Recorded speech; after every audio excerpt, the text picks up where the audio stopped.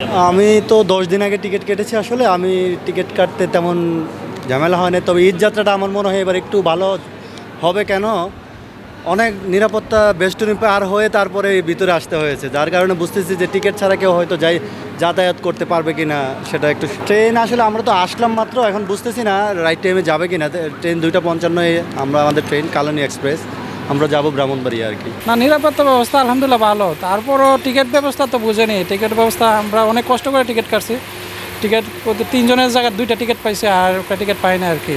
এই অবস্থায় যাচ্ছে আর কি। ঠিক সময় এখনও তো ট্রেনের সময় হয় না, ট্রেন শুধু মনে হচ্ছে আর ঠিক সময় যাবে আর কি ইনশাল্লাহ।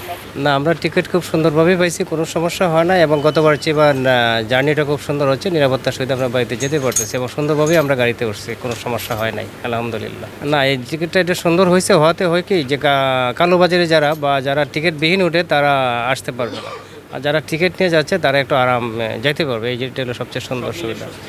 আলহামদুলিল্লাহ, খুবই স্বস্তি। টিকিট তো হ্যাঁ, নিরাপত্তা তো ভালো সবসময়। তো গতবারও তো ভালোই ছিল, এবারও ভালোই মনে হচ্ছে আমার কাছে। কোথায় যাচ্ছ, কার সাথে যাচ্ছ? আমার আব্বু আম্মুর সাথে কোথায় যাচ্ছ? দাদু বাড়িতে। এবার ঈদ কোথায় করবা? দাদুর বাসায়? জি, কেমন লাগছে সব মিলিয়ে? ভালো।